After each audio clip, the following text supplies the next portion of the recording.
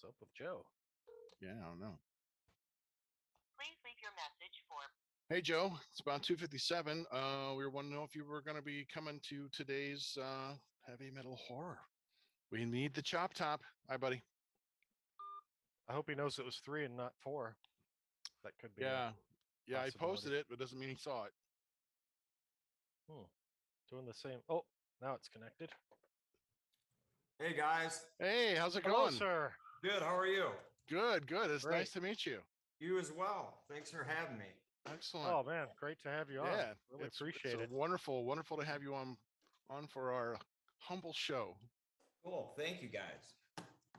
Yeah, this is always it. Always blows our mind that we can get people on here. All these awesome musicians on here to talk. That'll give us some of their time and talk to us. It's awesome. Well, my publicist Nikki speaks highly of you guys. So Hey, wow. Yeah. Well, that's wonderful. Yeah. Well, I really, Nikki's great. We've been ever since I started the show. We started in Back in May? August, July. Oh, was May. it that early? Okay. Yeah, Okay. and ever since, like, I would get her newsletters when she was working with her other, management. And then when she left and formed her own thing, and we just kept on going. And then she would just send me these weekly emails. I'm like, oh, can I talk with this guy? Can I talk with this band? And she's just great. I mean, she's just so easygoing and just really wonderful. So That's awesome. yeah.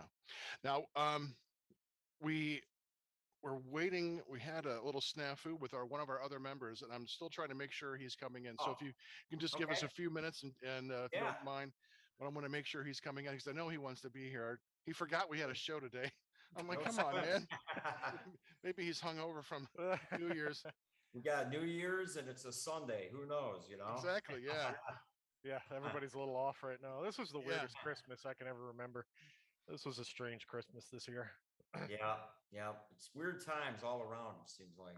Yeah. Chop All chop. there's Glad our to see you third. make it. Yes. Welcome. Yes, I apologize for the delay.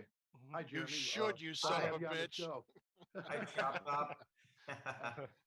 Glad to meet you. Let me get my Nice my meeting name. you. There we go. Now we're in proper character. So yeah, we try to have fun on this show. We don't really take ourselves too seriously, so Cool. we're all a bit of goofballs. So as you'll find out from our intro. Yeah.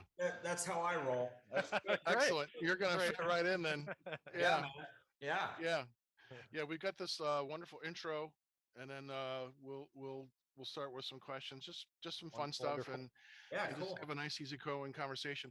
One thing I wanted to show the guys before we get on board. I'm not sure if you can see this. This is what I got for Christmas. Is that you? Oh. That's me on my blessing candle. Wow. Nice. Yes, Saint Mark Wow. of the. I'm gonna do a paper prayer. So if I could send Venmo, or I'll just bless you. That is too good. Fuck you, my child. That is you know? Yeah. That is really good. That's awesome. So, I've never seen anything like that. yeah, Kim got it for me. Wow. Like, yep, I'm gonna burn that candle to myself. Yes, Great. I feel it. I feel my spirit. Greetings! This is David DePay from Burgess Jail, and you are listening to Heavy Metal Horror! Stay tuned for more metal and horror! Yow!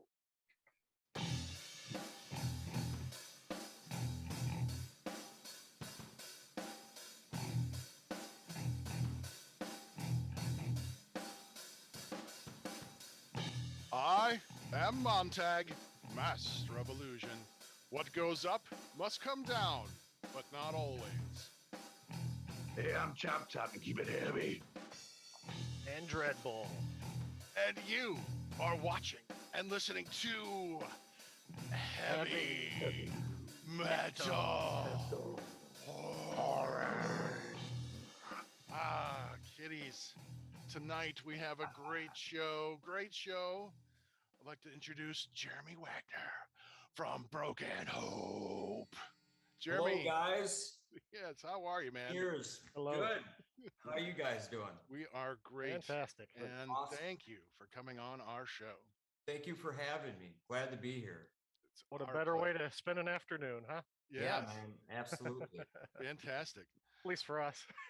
Yeah, and like what Dreadbull was saying, it's like we've just been doing this for a few months, and we never thought it would come to this, like interviewing people like yourself. We just thought we'll talk about our music that we like and horror movies that we like and things like that. And then we like snagged our first interview with Carl Sanders, and I'm like, Wow. oh, yeah, well, because during quarantine he was doing guitar lessons online. Mhm. And I just contacted him and said, hey, can I just pay for an hour of your time and you come on our show? And he's like, oh yeah, cool. I'm like, oh shit, we're gonna talk to Carl Sanders, Nice. yeah. Yeah. And it's just like from then on, after that, we're like, we're all shaking, like, oh, we just did. And then it just became like, who else can we reach out? Who else can we find? And it's just been crazy.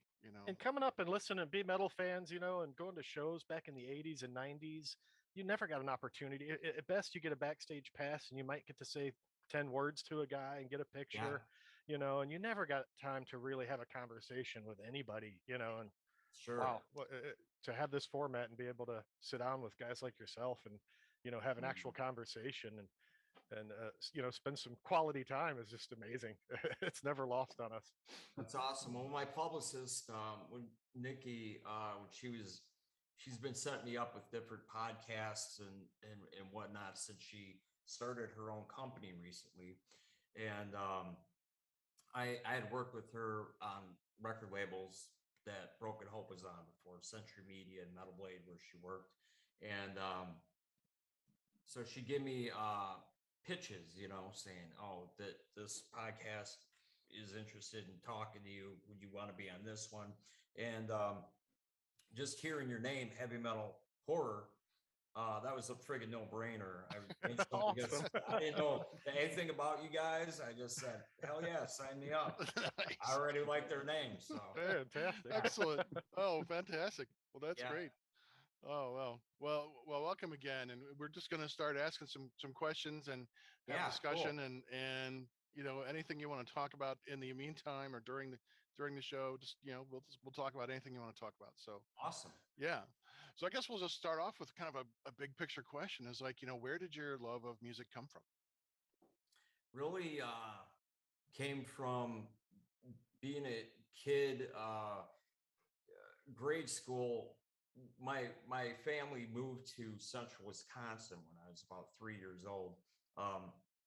Right before you guys kicked your show off, I had mentioned to you, I was basically born and raised in Chicagoland area. And but when I was 3, my parents decided to move up north to Wisconsin because my maternal grandparents had moved up there, and a bunch of my mom's brothers and sisters, they wanted to live out in the country. So that's kind of where, I really grew up. In grade school and junior high was in the middle of America's Dairyland. And given where I was located, we didn't have like cable TV. They didn't have satellite TV even invented then. It's like, so sounds like the old covered wagon days, old man Wagner telling you, we added black and white TV that got maybe 3 or 4 channels, Yeah. But what we did have a lot of was music in my family's house. My parents had this huge vinyl collection. So my love of music came from that. They were always spinning, Bob Dylan, the Beatles, Neil Young, Crosby, Stills, and Nash, on and on. And then that was in my early years, like when I'm 3, 4, 5 years old, I was like in love with those bands. And then they were always buying, my dad especially was always buying more and more music. So eventually, I got into Pink Floyd and all this stuff. This is all in grade school. So I was really crazy about music. So I honestly could say I really got into music in grade school as a young kid. Nice. Yeah. Is that where you learned to like play the guitar, or is that where you really wanted to like start playing then? So I was always fascinated by the guitar as a kid.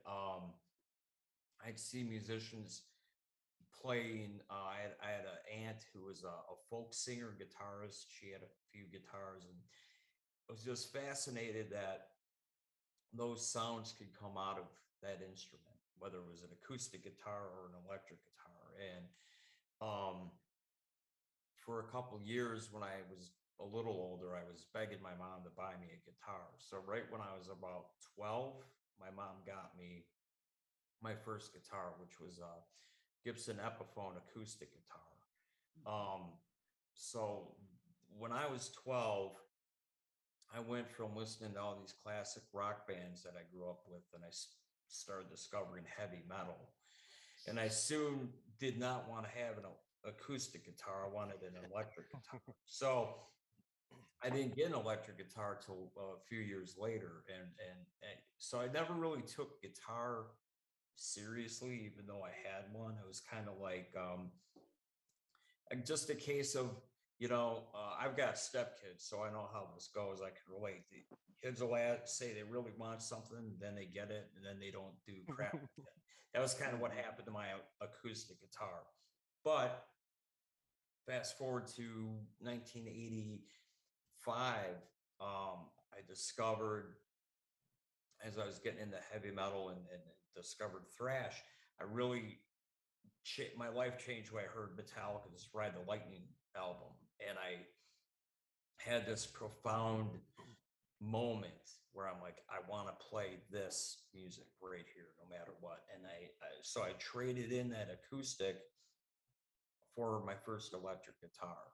And then shortly after that, I took lessons and learned some music theory and started writing my own songs. And then by senior year in high school, I formed Broken Hope and whatnot. So Nice. that's kind of a quick Reader's Digest evolution of me being a music fan and picking up an instrument, really. Yeah, those songs you hear. I was a self-taught musician as well, in a lot of ways, like playing drums, and I didn't play guitar until I was in college. And you always like play along to the music you like, Yeah. So is that how you kind of practice, or did you get like song books? I remember getting like an Iron Maiden song book and like learning these chords. And I was really lucky because when I was about 16, I took lessons from a guitar player that was in my neighborhood area, and his name is Tom Bradner. And he was a guy who he possessed all these skills, if you will, that I wanted to learn. He was a guy who was a classically trained guitar player, and he got a degree in music. And for his degree, he had to do a recital and play all this crazy classical stuff on a guitar. So he's classically trained. He's an expert in music theory, reading music, but also he was in this awesome thrash band who had an album out. The band was called Numbskull, and they had an album called Richly Abused. So this guy was in all this music that I was: Dark Angel, Slayer, Metallica, all this stuff, 1986. So here I got this teacher. He's got everything I could hope for. I could learn some music theory stuff. I could read tablature thanks to him. And then he would show me riffs I wanted to learn. So I'd be like, show me how to play the opening riff to Raining Blood, or a Dark Angel riff, or, as time went on, death metal riffs, that kind of thing. He would show me that stuff. And then what I learned from those bands' riffs that I really worshiped, that helped me develop my own style. And as time went on, I never played in a cover band or anything. I kind of came out of the gate just writing all my own original music, since I was a teenager. So, wow. But that teacher helped me a lot, Yeah. So what steered you, Metallica kind of grabbed your attention. What steered you towards the heavier, the death metal side of things? Was it just lots of angst and aggression as a, late teens, early 20s guy, or? Yeah, it was a mixture of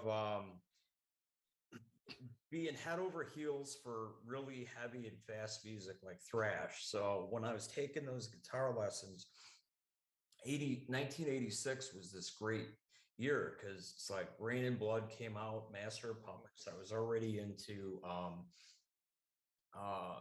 Ride the Lightning, of course, Dark Angel, Megadeth, Peace Sells, Who's Buying, Anthrax, Among the Living. All these great albums came out. Oh, Corrosion, Conformity, Animosity. That was a great album. Just on and on and on. 1986 was this stellar year for thrash. And when I was so crazy about thrash, and again that angst and that energy and going to see metal shows and everything, and like in my head, that's all I wanted to do. As time went on, I was on a mission to write heavier and heavier riffs and music, and seeking out heavier bands, and that's when within a couple years of 1986 to 88, 89, I got into death metal. So it was like, first it was like these badass Celtic Frost songs that I loved, right? And then the band Death, of course, and then it was like Sepultura, Obituary, Morbid Angel, Terrorizer, Carcass, Napalm Death, on and on and on, right? And so it's just a journey just for the heaviest music that I could take in as a fan, and it propelled me on a mission to always write the heaviest music that I could. You know what I mean? So yeah, sure. But yeah, a lot of it. Again, you made a good point in your question about angst and that shit. When I was a teenager, I was always pissed off about something. Had a lot of angst, and it really helped me write aggressive music. And I'm, it's 2022 now. And Happy New Year, by the way, guys. Happy New Year to you. It was just New Year's the other day. I'll be like 52 this year, and I'm writing a new Broken Hope album now. I've got about half the album written musically, and you know what? I'm still finding ways to write really heavy, brutal material. I'm not quite as pissed off as I was when I was a teenager, but I still have, I don't know, I have some kind of aggression in me, and a real love for death metal and death metal riffing, and I still have that, call it that quest that never ends for writing the ultimate heavy riff, Nice. Still there. Yeah. We all grew up in the 80s. We remember all the pushback against metal, all the PMRC and all that stuff. But at the same time, man, metal can be a great outlet for the angry teenage and 20-something-year-old male, that are just full of all this angst that they don't know what to do with. And as bad of a rap as it got, it can also be a pretty healthy. I mean, mosh pits, as violent as they look, are a great place to go get out some of that aggression safely. A proper mosh pit, you're not out to hurt anybody, really. And if somebody does get hurt, you help them out. So I think there's two sides to that coin for sure.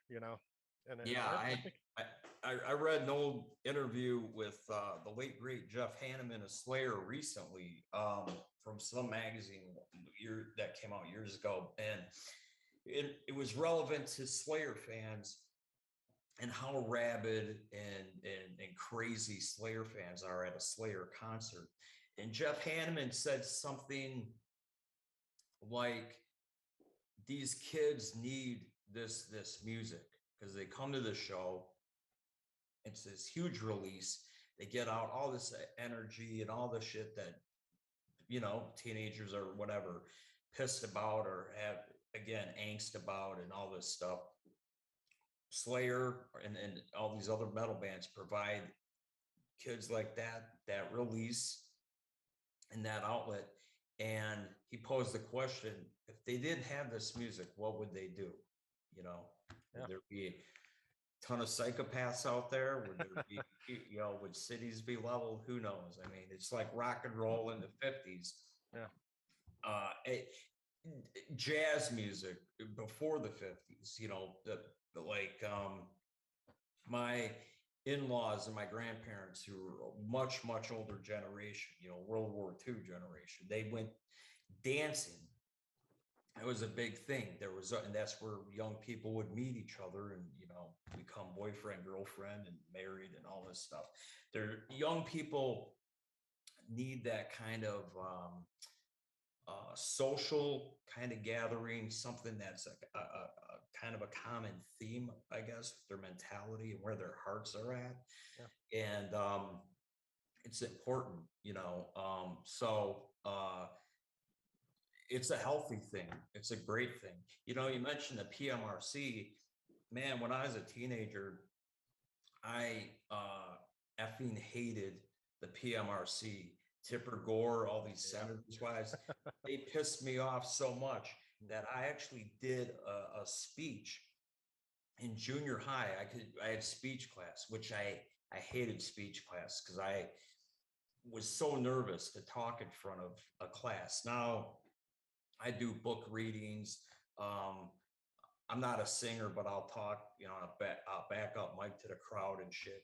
Nothing, I don't have stage fright anymore. But when I was a teenager, I was so friggin' terrified to speak in front of a class. But one time my teacher said, you guys could do a speech on anything you want. And it's got to be this long, blah, blah, blah. So I was so anti-PMRC that I took a Rolling Stone article that was on the PMRC. And if you guys remember, they had those Senate hearings and they had like Dee Snider and Frank Zappa and others, defending the music. And it was also against, parental warning stickers and all this shit. So I did my speech on the PMRC, and I also did a speech, I think before that, on Motley Crue's "Shout at the Devil" album when it came out. So you're talking like 83 or 84. Yeah. Mm-hmm. And what was cool is I turned all my classmates onto bands that they never heard of, bands that either their parents would be like, what are you listening to whatever, they didn't care. But I turned them on to some heavy metal bands through those speeches I did. But man, I still hate the PMRC. Yeah. How did those speeches go over? What's that? How did those speeches go? It went over really good. I remember I got A's on both speeches, and my teacher was really cool and supportive and said, great job. You really, applied yourself to research all this stuff. So that was cool, man. Yeah, a couple big middle fingers to censorship right there, Yeah, and you brought more into the metal fold, so that was the great thing about that, Yeah. And other kids, listen to this, especially buy the stuff with the stickers. That's what you want to go for. Exactly. That's kind of what happened. Yeah, exactly. That was like the best marketing gimmick in the world. Like, there's a sticker says, "Don't buy it." Every teenage kid's gonna buy that just because of the sticker. Like, oh, this is dangerous. I better get this. Yeah, they didn't understand that concept at all. The forbidden fruit, man. Yeah, exactly. Oh, when we did when our first album Swamped in Gore came out, which came out 30 years ago, back in November, 2 months ago. I always hated those parental warning stickers, and I remember when we got signed, I was like 20, 21 years old when the album came out anyway. And I was like, I don't want stickers on there, blah, blah, blah. I remember the label boss was like, well, we have to put them on there. And he was also like, dude, you got to understand, these stupid stickers actually sell albums. Kids want the albums with those stickers on it. He was right. That album sold really well. And whatever, we still here you are 30 years later. Yeah, right. Yeah. Exactly. Writing a new album. Right, exactly. Yes. That's awesome. That's great. Well, speaking of, you're writing a new album, can you talk a little bit about your creative process, since you are primary songwriter? What's your process like? So what I do is, right here where I'm talking to you guys is my office. And I'll roll in here in the morning, and usually first thing I tackle is so I write books full time. So I usually get into whatever work in progress I'm doing, and I try to write X amount of words a day, at least 1,000 to 2,000 if I'm really going. And then what I'll do is I'll flip over here. I got like my amps, guitar boat with guitars and stuff, and I'll try to switch gears and start riffing. And it's all about when it comes to Broken Hope, I come up with a riff, build on that riff. Next thing you know, I have a whole song. Sometimes depends on where I'm at with my drummers around. My drummer Mike, him and I will collaborate with riffs just off the top of my head, and sometimes we write whole songs in one sitting.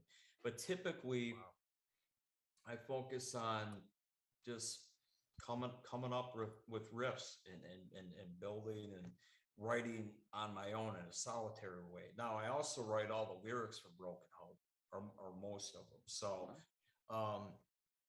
the lyrics really are written at any time. There's no procedure to that. When we have an album's worth of material, if I don't have lyrics, I really need to apply myself, get off my ass and start writing lyrics, because we need, words to go along with the songs, obviously. Sometimes our singer Damien will give me some really good ideas too for lyrical subject matter. So what I do is I just write lyrics here and there, collect them. Again, I work really good under pressure. So again, if we don't have lyrics for an album, by the time we have 10 or 12 songs written musically, then I really put my nose to the grindstone and go into like this full-blown full-time lyric writing mode, if that makes sense. Yeah. Oh, that's Now, awesome. is there Good job. I'm Kind of my sorry, process. Jeremy, I was going to ask you, is there certain inspirations that you draw from, or you see it like a pattern, your inspiration for your lyric content? Yeah, my lyrics are usually like, lyrics are really for me a cool and completely different creative process. I write fiction, full-length novels or short stories. And the thing about my lyrics for Broken Hope is they're always the subject matter and content of my lyrics are always way more extreme than any horror novel or short stories I write. Now, my novels and short stories are primarily dark fiction. There's even some levels of violence and stuff that could be chalked up as splatterpunk fiction, Oh, okay. Yeah. But I take it to a whole nother level with Broken Hope, and because for me, Broken Hope's this great vehicle for the extreme. We write super heavy blasting music. We have super guttural vocals. That Broken Hope's all about the extreme. We're also about absolute horror imagery, because I'm a horror kid as a horror movie fan and liking all things horror and creepy shit since I could stand up. Really, I've always been a horror kid. Two, it's what I enjoy writing. So Broken Hope being this extreme creative entity, I want to bring the lyrics up to an extreme level. So I really, it's like I think of the lyrics as flash fiction, extreme horror. It's like super short stories, because I'm working in the framework of a few minutes of music. Right. And I'm trying to tell a story, but that story is injected with steroids, and the shit again is very explicit, horrifying, over the top, and the subject matter could either be based on actual true events, which a lot of what I write is related to. It could be influenced by horror movies, like our last album, Mutilated and Assimilated, was a real like tribute to John Carpenter's The Thing. Oh, okay. And or my own, twisted imagination. That's where I draw the ideas and come up with stuff lyrically. And that's what the lyrics are always about. That's great, and that's what made it so easy to come on our show, because heavy metal horror, all things of love of horror. Exactly, man. I'm telling you, it was a no-brainer. Right on, man. No-brainer. Excellent. Yeah, we will totally get to that horror, because I noticed on I had it for later on. It was a I had it written down. It was the homage to Texas Chainsaw Massacre Part 2 on Loathing. Yeah. Yeah. And Oh, I heard dude. that. I'm like, oh yes, this is a horror guy. I was so excited. Well, that's what I wanted to ask Chop Top here. Is your name from Texas Chainsaw 2? Unofficially, no. Yeah, it's actually, he's my favorite character out of that show, movie, Jeremy, and Yeah. Bill Moseley just cracks me the hell up. And Dude, me too. I've met Bill Moseley a couple times.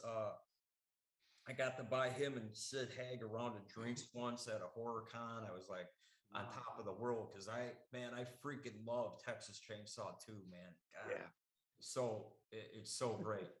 Yeah. So do you ever, considering how creative you are, a successful writer, songwriter, everything, do you ever see yourself going the route of like a Rob Zombie, screenplays, or even directing or making your own horror films? Well, I've got a couple of companies that are off the ground and going. So one is a publishing company. It's called Stygian Sky Media / Death's Head Press. And I kind of got pulled into the publishing game, which I never wanted to be a publisher. I wanted to just write books full time. But I got this company started with a successful publisher, a guy named Jared Barbie, who had Death's Head Press with a guy named Patrick Harrison. And Death's Head Press was all extreme horror fiction, really great. They've been around a number of years now. They do splatter westerns too. That's right, bud. Yeah, Yep. yeah, because Look behind his shoulder. Yeah, I know my product placement. I actually wrote a splatter western myself. Oh, dude, kick ass. Can I send it? I'll send you a copy if you want. Please send me a copy, because I'm part owner of Death's Head Press now. Oh, nice. Guys. And awesome. Stygian Sky Media started because I had some books from other authors that I wanted to see get published. And I was trying to get Jared and Death's Head Press to expand their horizons with these books. But these books were in horror. They were like, some was nonfiction, like photo books of like heavy metal bands and rock bands and shit. And different types of fiction, like dark fiction that wasn't quite splatter punk, Yeah. So those guys wanted to stick to their brand and their lane, but they were like, we were interested in doing this. Why don't we start a separate company, blah, blah, blah. So that's kind of how I got into the publishing game. But we've got an understanding that I like to just write full time. I still want to focus on being an author, not a Simon and Schuster dude coming in and working on the publishing company full time. Those guys will do that. They're doing a great job. But I mentioned that as one of the companies. The other company, and this is relevant to your question about screenplays and getting into the film game. I have a company called Aphotic Media that I formed a few years ago, and I have a partner, Frankie Nasso, who's been this really successful independent filmmaker. He's done some indie films. He's done some documentaries that have done really well. He had a Harry Belafonte documentary that he sold to HBO, and it was really successful. So we formed this company together because he's into certain subjects that I'm into for film. And we've got the rights, like right now we got the rights to this book about the Allman Brothers. So we want to do like a 10 episode thing that I already wrote. I do all the writing and creating. So to your point, Dreadbull, my writing, my script writing is something I am doing on the side. Now, the Allman Brothers thing kind of just fell into our lap, and I'm doing that because I really love the Allman Brothers, and they got the most fucking crazy history. Like you could do 10 episodes on Greg Allman's life. Yeah. That guy's Alone. insane. He's a brilliant musician, but what a life. I mean, crazy. But anyway, to that end, my partner is really into horror. So we've got 2 or 3 calm treatments, if you will, for horror films and a horror TV series that we have in mind. So I'm hammering away at that. Have not sold anything yet. Still revising scripts and working on that, but I'm definitely working on getting a film made, something that I've written or co-wrote with my partner for sure. Awesome. Yeah. Look forward to that. Yeah, it just seemed like a natural progression with what you do and what you like, Yeah, it's right in there, man. Hand in hand. It was like meant to happen at some point. So Great. I've been really lucky with some guys that have mentored me who've actually made independent films too, outside of my partner Frankie. Because script writing, novel writing, I could do a first draft of a novel within a few months. And I'm really the craft of novel writing is something I feel I'm always learning, but I have a really good grip on, and I can plow through and get it done. Script writing is a different animal, and you pretty much are working. It's almost like writing lyrics, because you're working within the framework of time with lyrics. Here's a 3-minute song. This is how you got to squeeze in your story in this amount of time. Say you're writing for a movie, a script, or a TV show. It's like 60 minutes. So like 1 page of a script comes out to about a minute of film time, right? So there's a learning curve with the amount of content to get your story across in a script, but also the formatting, the dialogue, everything is different in a script than it is in writing a novel. But I'm still on that learning curve, but man, I'm enjoying the hell out of it, because I really like to, I'm a writer, and if I'm really into a subject, I dive right in. And if I'm learning something new as a writer, I embrace it. You know what I mean? Yeah. That's awesome, because Yeah.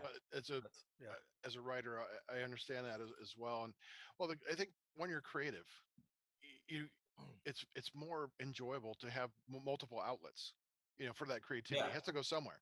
It's like that teenage angst that you had, all that testosterone coursing through you when you're 16. Yeah. The creative and powers is just as potent.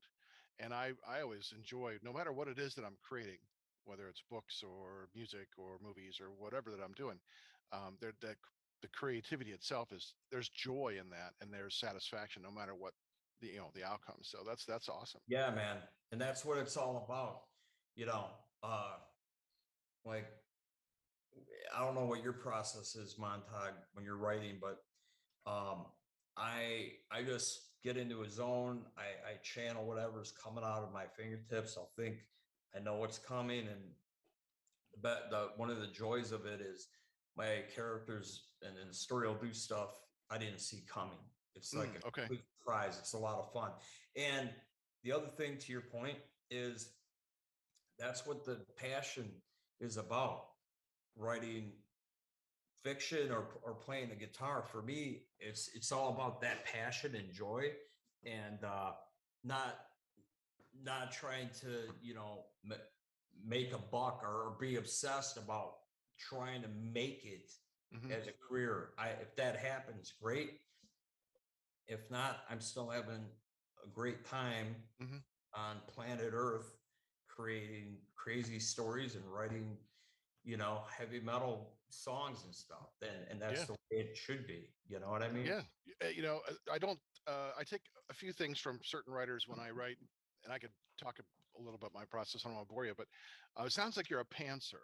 like you kind of fly by the seat of your pants and Mhm. and you kind of go and see what the characters are going to do. But like but to what you said about you're not worried about making the buck or doing all these things. Stephen King says you write for yourself. You don't write for Yeah. your editor. You don't write for your audience. You right. don't write for anybody.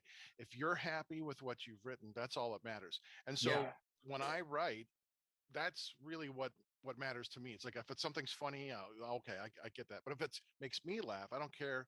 I don't give a Mhm. shit if it makes anyone else laugh. I hope they do. But Right. I have to be happy first and foremost. And Yeah. that's when I see the truth of what I want to say on a page. That's all that matters. Yep. And so that's great. That's an awesome. You get it, man. Yeah, Yep. we both do.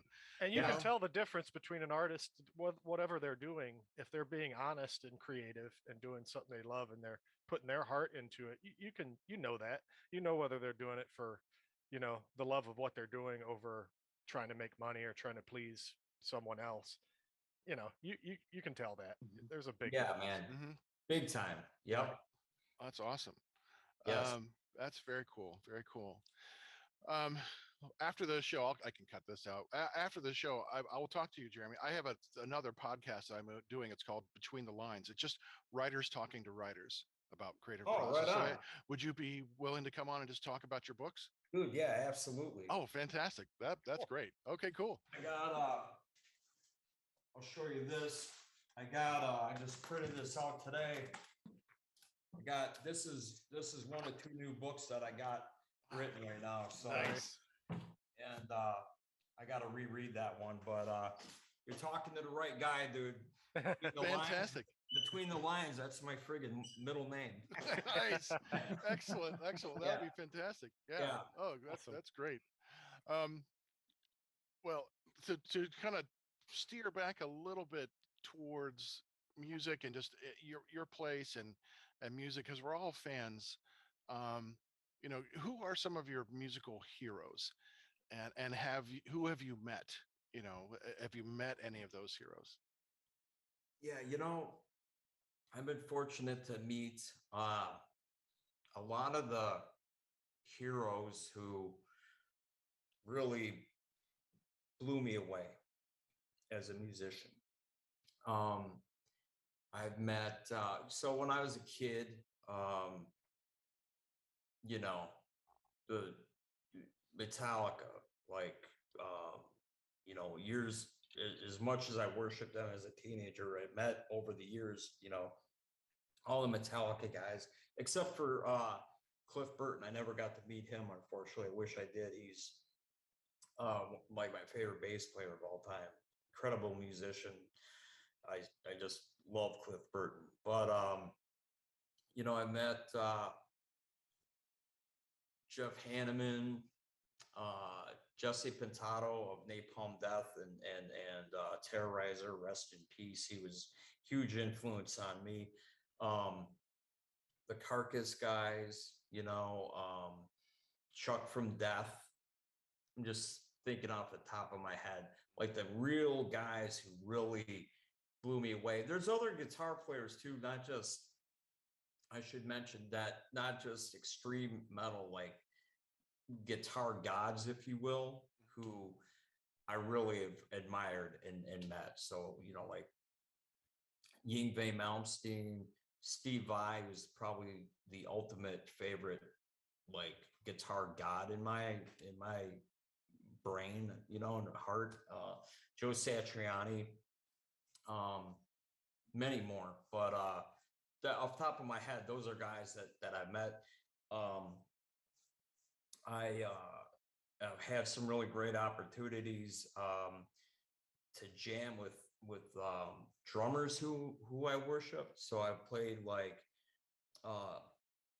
I played the same Slayer cover song with three godly drummers. I played Mandatory Suicide at Dime Bash with Dave Lombardo of Slayer, of all people, one of my favorite drummers of all time. Gene Hoglan of Dark Angel and Testament and many more. Same song. And then Charlie Bernante of Anthrax, who is really one of my closest friends now, which is funny how life, goes on. The teenager in me would be like, how do you become friends with Charlie Bernante? But Exactly. life is funny like that. And so when I mention like playing a Slayer song with those three different drummers, for me, that's something I don't take for granted, man. I'm still a fan at the end of the day. I don't act like some arrogant rock star prick who's like, that was cool, whatever. Right? It's like, no, I'm playing the songs, but I'm thinking, holy shit, that's Dave Lombardo behind the kit. That's Gene Hogan behind the kit. That's Charlie Bernante behind the kit. I mean, these are the best of the best metal drummers in 100 years, in our time.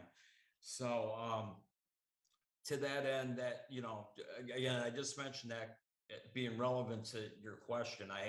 I've met many heroes of mine that I've been fortunate to meet. There's some that I've met, I won't name names, but that saying, never meet your heroes. Sometimes that's true, because I've met some who were kind of assholes, but Right on. but I try not to let that ruin the reason why I love their music or anything. Sure. So It is I mean, hard. shit, I met authors too who are heroes of mine that were complete assholes as well. So, and then I met some that really took me under their wing and have been friggin' great to me, It's awesome. But I'm still grateful for those opportunities to meet heroes. It's pretty cool. It is. And that's how we feel every time we get to interview someone. It's just like, for sure. Yeah. Fuck. Hey, the same could be said real quick about horror celebrities. Bill Moseley, or what's his name? Combs from Reanimator. Jeffrey Combs, thank you. Linda Blair. She's awesome. She's great. On and on. I met so many. Because I love going to those horror. Yeah. So I pretty much, you're a fan. That's what's so great about it. Fan, I got. Yeah. Yeah, you're still a fan. I've been fortunate. I get a kick out of meeting people like that. Yeah. Yeah. And you get a few moments with them, and it lasts you the rest of your life. It's a very special few minutes to talk with them. Exactly. You take that with you forever. Exactly. Right. Yeah. I feel the same way. I was at one con. I was in Cleveland.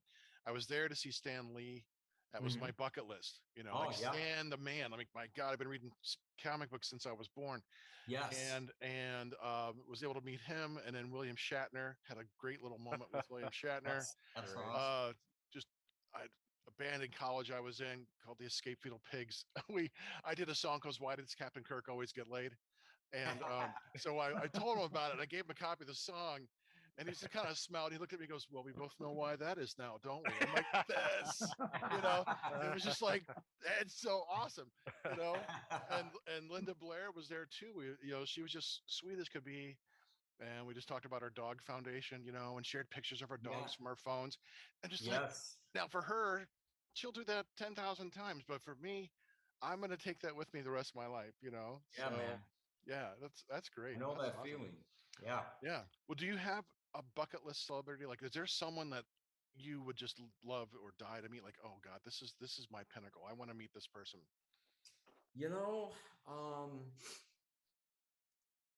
I'd like to meet, there's a couple people I'm just thinking of, like, I'd like to meet Cormac McCarthy, the author.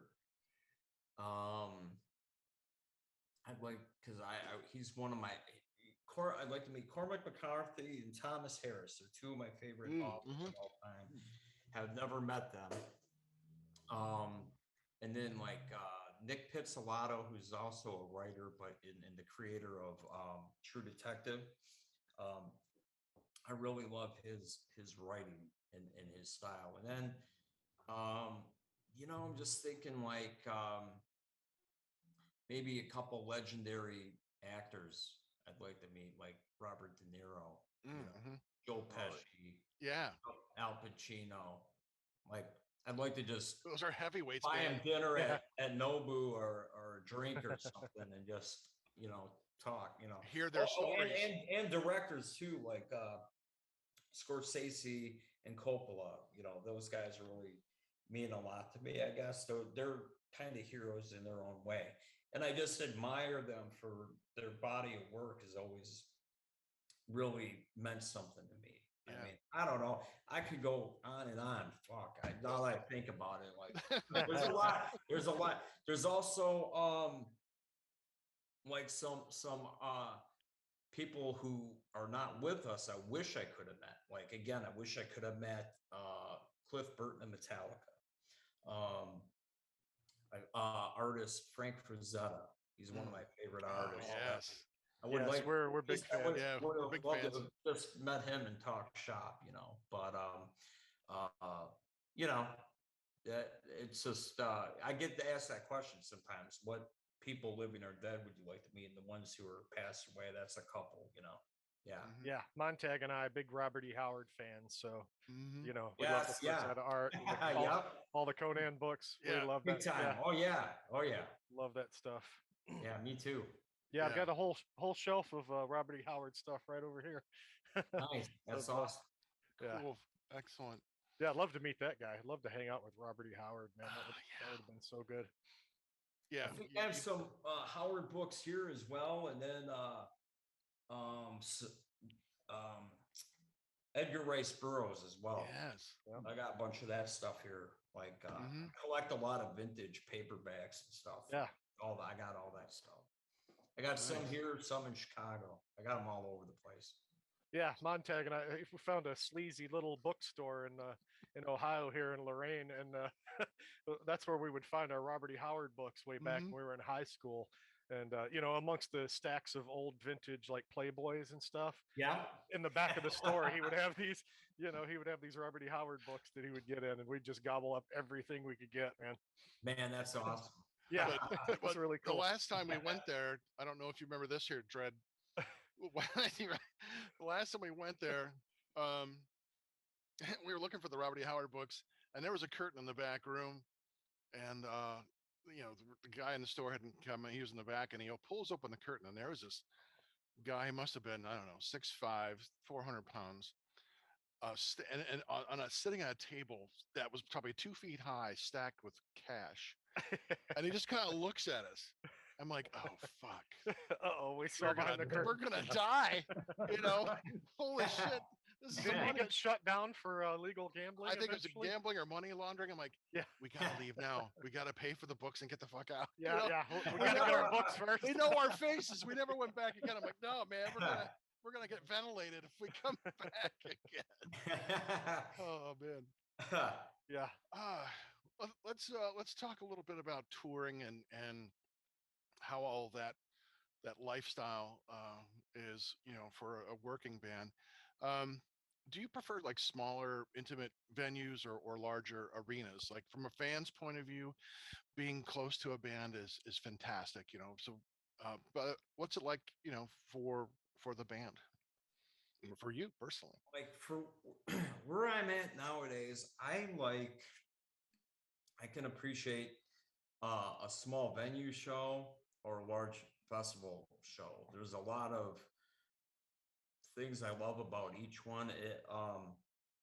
The smaller shows, you definitely feel the energy maybe a bit more because it's right in your face. And then on the flip side, doing a large festival like say Brutal Assault over in the Czech Republic for Broken Hope, that's a huge fest. That's a country where death metal is really big too. So when you play to 20,000 people, that's a real different kind of energy and a real different kind of high that you get off a plane. So I appreciate both. Where my head's at with touring too now is I hate touring. I used to love it. I mean, you could throw me in the back of a Pinto and would have done 100 dates around North America because I would have done anything to tour, man, in my 20s. I loved it. I love the road life. It's, you know, it's definitely rough and not romantic, but back when I was younger, I actually found it to be romantic and fun and an adventure, you know. So, but now that I'm older, being you know, I don't know, a dad and married and older, my tolerance for being on the road, say 6 weeks straight, right, cooped up with a bunch of guys, it gets old really quick for me now. I love my bandmates. It's just, it's like you live for that 45 minutes to an hour you're on stage. Your whole day revolves around that. So you got a lot of time to kill, trying to keep yourself entertained. You're away from your family. And you know, it's like it just gets old. That's where my head's at. I don't mind doing a run, maybe where it's a couple weeks, you know, in Europe, fly dates, weekend warrior gigs. I love it, you know. Fly me to LA. We do a concert, in and out, come back. Just I don't need to do, you know, 60 dates in a row and anymore. You know, I'm at a point where I like to pick and choose my battles, you know. Maybe it would be different if, you know, on a level I can't even fathom, like the Rolling Stones, where you got your own, or Iron Maiden, you got your own jumbo jet. The Broken Hope logo is on the side. And we got all our families on board, and you know, we're doing these great shows and flying around, and you know, things are, you're not rolling hundreds of miles in between dates in a van or a tour bus, you know. So, Yeah, you're not trying to live in a nightlighter. right. You know? Yep, exactly. So you know, I don't want to give the impression I'm highfalutin. I gotta have, you know, a goddamn feather bed and shit every night, and you know what I mean. I really I can be in a Sprinter van even and doing shows in Europe or in North America for a couple of weeks, and I really could have the time of my life. It could be great. It just gets to a point, there's like a window of time where it's fun for me, and then I'm like, all right, I'm done with this shit, dude. Yeah. No, another gas station, truck stop, shower, you know, I'm trying to sleep in the van or whatever. It's like, I gotta go home now. You know what I mean? Yeah. So, Yeah. you know, It's but keeping you from writing your books, right? no, that too, man. I've tried writing on the road. I just can never friggin' do it, man. I always have my laptop. Every tour, that you're talking like every tour. Yeah, for the last 10 years, I'm gonna bring my work in progress and write this shit in my downtime. I can never do it, man. I can never it does take away from my writing. So I want to be clear about something though. No matter what, I love playing live. You know, this band was started because we wanted to write super heavy, extreme death metal and give the world our brand of death metal. Here we are. When we're really young, we wanted to prove a point. Get out of our way. We're the heaviest fucking band you'll ever hear. We're the heaviest death metal band. We still maintain our integrity with writing heavy music. But what it's really about, man, is being at this point in Broken Hope's history with, you know, at this time, 7 albums out, 1 live album, right in the next studio album, being around, you know, since 1988.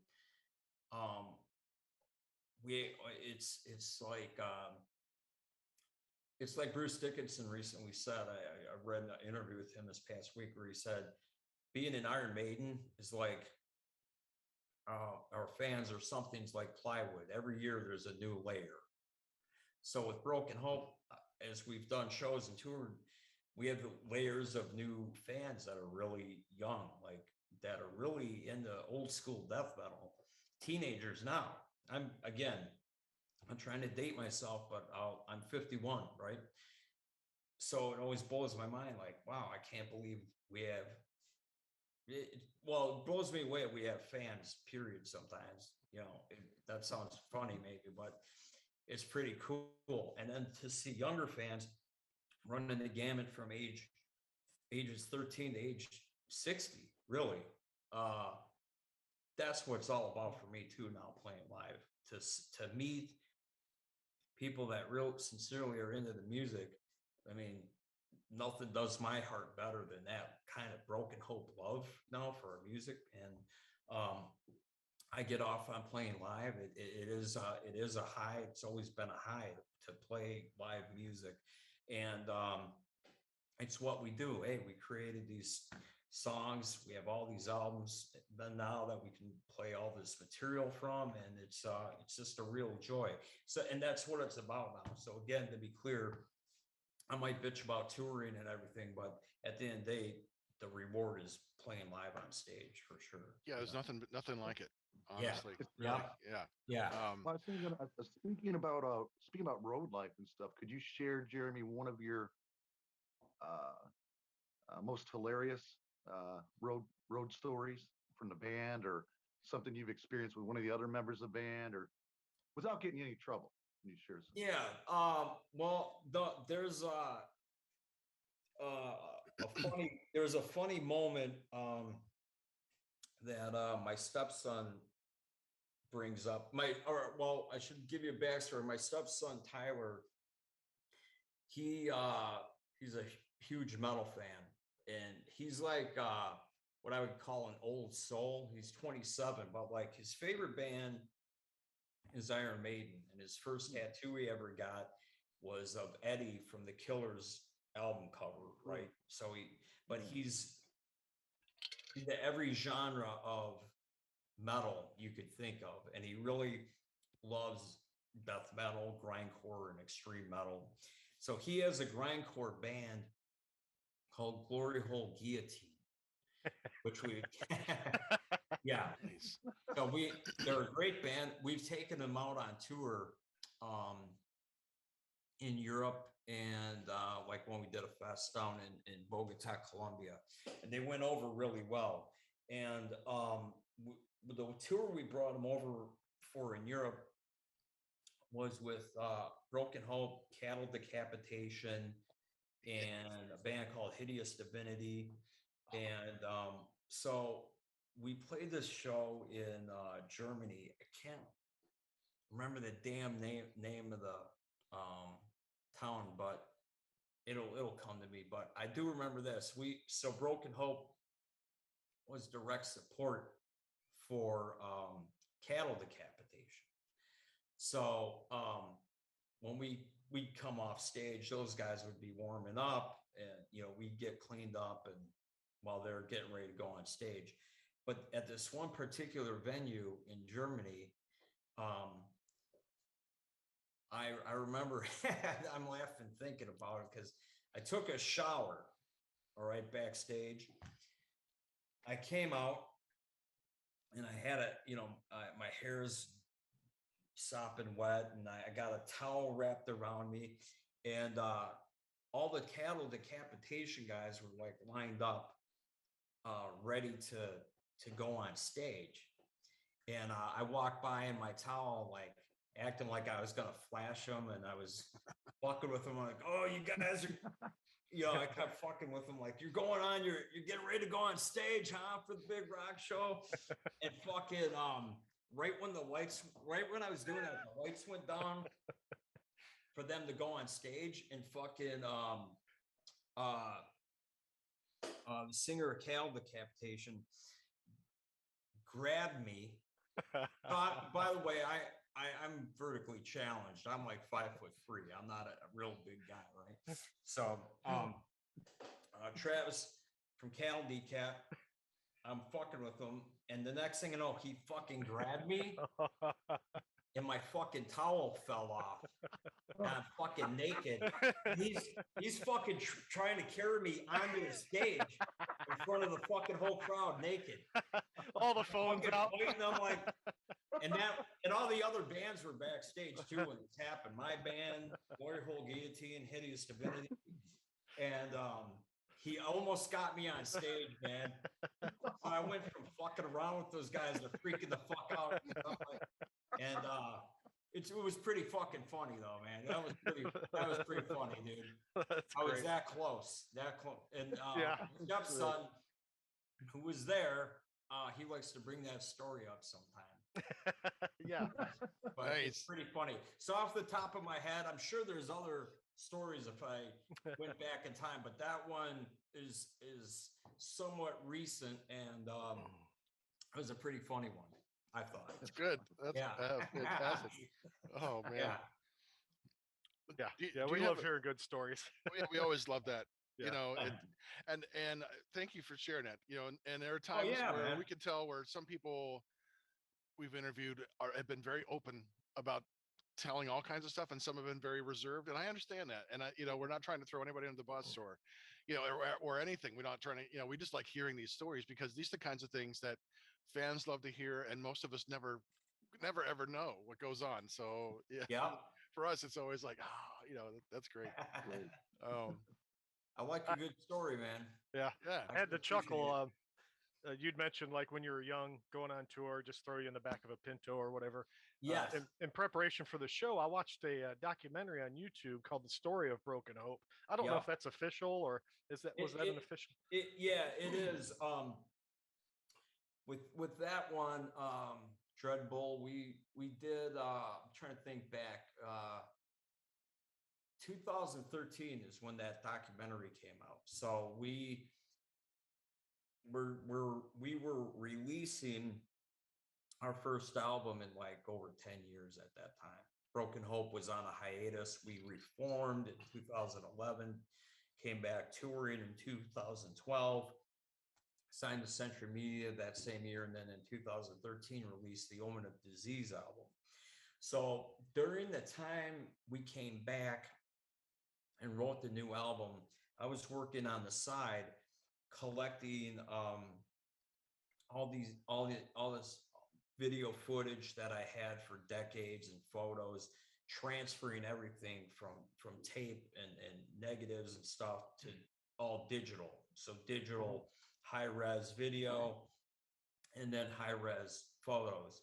And I talked to the record label. I'm like, at the time, that was a while ago now, but at the time the band was celebrating 25 years of Broken Hope's existence. Hiatus be damned, we were still whatever. Broken Hope's spirit was there.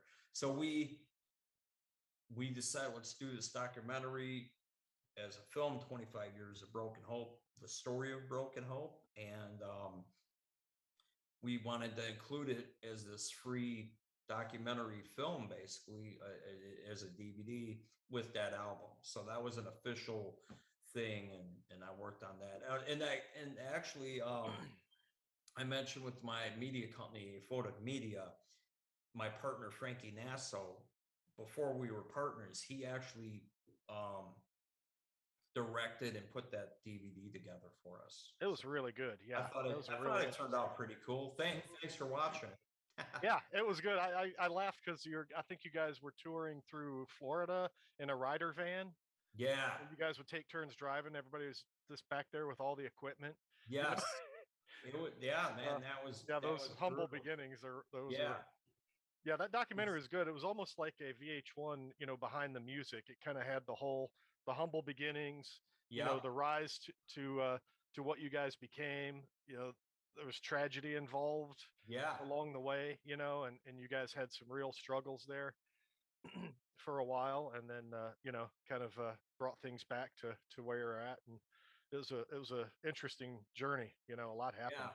Yeah, I appreciate that. I worked my ass off making that film and putting it together. And back when I did it, kind of along the lines of things you were pointing out, I kind of at the time likened Broken Hope's story to being like a Greek tragedy, because there's a band that kind of we really had humble beginnings. I mean, when we started Broken Hope in the northern burbs of Chicago, not a lot of people in bands or anything up there were into death metal, you know, like people were in any bands that were up there were, except for a few that were pretty good original bands, everyone was doing, you know, covers of hard rock bands and shit. So no one knew what death metal really was. And we always forged ahead, just writing our own stuff, trying to get our first gigs, and you know, eventually after high school, signing a record deal.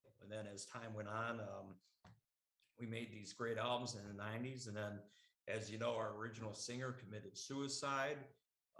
And I never thought I'd do Broken Hope again without Joe, our singer. We really grew up together in high school and formed Broken Hope as high school kids, you know. But, you know, we, from the ashes of what Broken Hope had been and Joe's death, we came back, and we basically have not stopped since we really got our shit together in 2011, you know. So it's been just over 10 years now that we've been going strong, and I'm really happy to be here, you know. So maybe we'll update that documentary, you know, when I'm 60, and it'll be 40 years of Broken Hope history. I don't know. Nice. When you were touring, there's always a lot of stories, famous stories about what's on artist writers.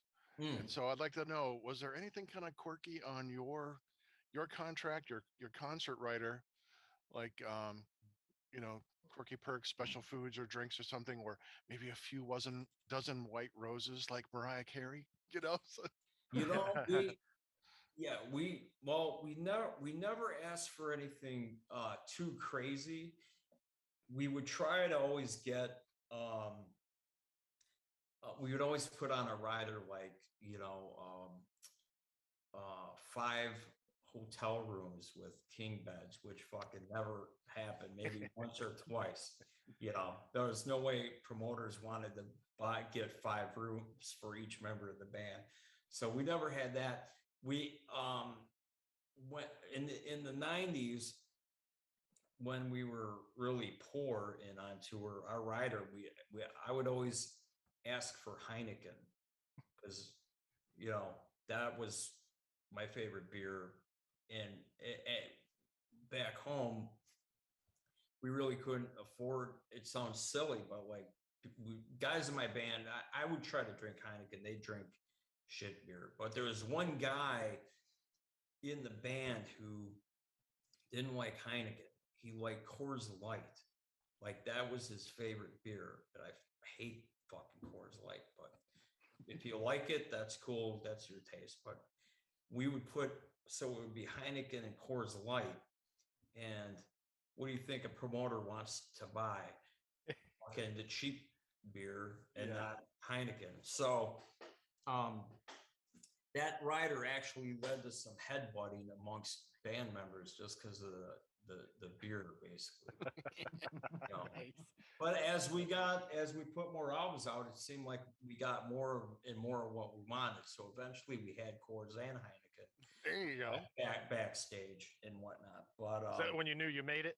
But I think so, man. I think so. Heineken, we're here. Yeah, that'd have been a great promotion for Heineken, man. A commercial. I couldn't believe. Yeah, that's right. When you know I got you've made video. I got a video. I know I have a video. I used to try to film everything on tour, and some of the video you see in the documentaries, all from my archives, because thank God when I used to record everything, people in my band would be like, put that camera away, you fucking nerd. What, you gotta film everything, blah, blah, blah. But fast forward all these years, I'm so grateful I have that footage. I've got stuff still of, you know, Joe is dead. Ryan, our drummer, he passed away too in his sleep like a few years ago. And, you know, just to have that stuff, you know, ever since we were teenagers, starting the band is pretty cool to have. But I digress. What I wanted to say is I remember filming 1997, our first headlining tour. It was Broken Hope, Vader, Monstrosity tour. And we were supporting our album Loathing, 1997. And was this great venue that we loved in Atlanta, Georgia, called the Masquerade, that we played at. And when we headlined that place, we had the greatest catering backstage rock star spread we'd ever had in our life. And I remember this video and it going, holy shit, look at this catering. I can't believe we got this, man. This is fucking awesome. Like, but you know, see, I never forget where I come from, man. Yeah, right. Hey, that's it. You know, I appreciated that shit. That's Yeah. it. man, Yeah, you Midwest could roots, do- you know. Yeah, and man. you could do a Heineken commercial, and you would say like you're from the distance, say, reach for a Heine, you've made Yes. it. You've made it. Yes. When you know you've made it. Right. Heineken know. and catering. What more do you want? I got a king size bed got- full of Heineken and catering. There's a guy back home in Chicago. He Google him sometime if you get a chance. His name is Gene, Gene Ambo, Ambo. He is one of the greatest rock metal photographers ever. He's legendary, man. He's been shooting bands since like 1983. Serious legend, legendary photographer, and a good friend of mine. And next to Jeff Hanneman of Slayer, Gene Ambo, I think, loves Heineken more than anyone else. Jeff Hanneman, Gene Ambo, and then me right here, who love Heineken. Nice. But Gene always has this line that he says, he'll grab a Heineken, you know, for drinking, and he'll go, be a Heineken, not a Heineken. So that's his line, yeah.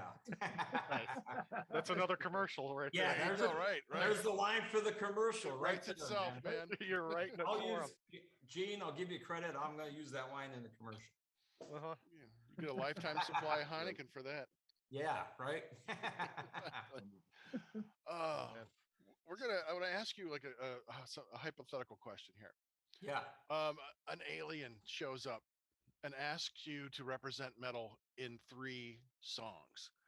What would those songs be and why? Okay.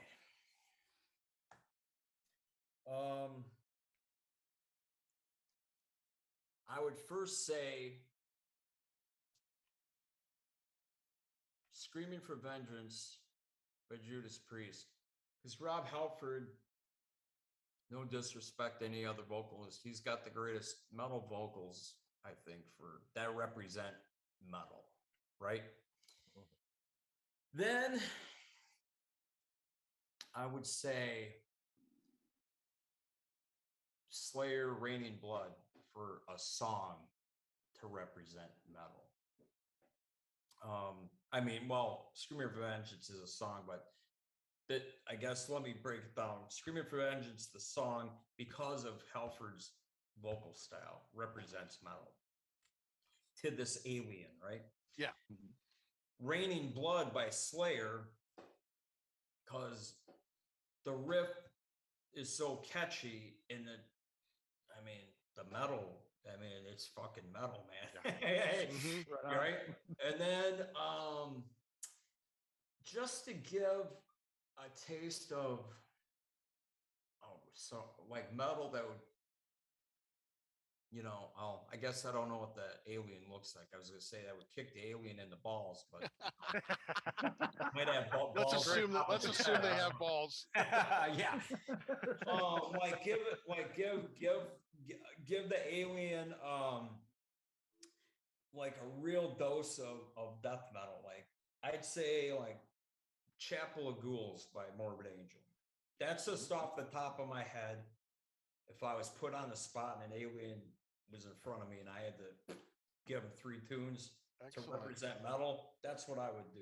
you know? Nice, Yeah. nice. Well, I think you just saved the earth. Good answer. Yeah, thank you. Thank Thanks, you. Jeremy. Yeah, I We're did. all Yeah. right. Heineken I'm all quick around. on my feet. Nice. What is your favorite piece of memorabilia? Concert shirt, autograph picture, or anything like that? What is your favorite piece? I mean, I see a painting in the back. I can't tell what the painting is, the big picture. I see some feet and That's- legs, but that's Yeah, about I it. don't know if I can Maybe a tilt nipple. this up a little bit. Can Oh, you cool. Okay. Wow. kind of Oh, see okay. Oh, nice. Okay. That's That is painting awesome. by one of my favorite artists. He's an Italian painter. His name's Roberto Ferri, Ferri. He's phenomenal. If you guys ever, you or any of your folks who tune into your show know of a famous artist, Caravaggio. Roberto Ferri's like a modern Caravaggio, and he does some paintings where he weaves in a macabre dark element to it, which really appeals to me. Mhm. So that's that guy. So memorabilia. Let me think. I'll give you because I have horror movie memorabilia, and then I have rock and metal memorabilia. So for movie memorabilia, I have two of my favorite horror movies are the John Carpenter's The Thing and Jaws. So from The Thing, and by the way, let me give you a little backstory real quick. When Hollywood made movies back anytime before like pretty much 1990, they'd make movies. They wouldn't hold on to a lot of shit. They'd throw so much stuff away after production. Like, it's hard to get anything substantial from a movie like Jaws that came out in 75 because a lot of shit got thrown out.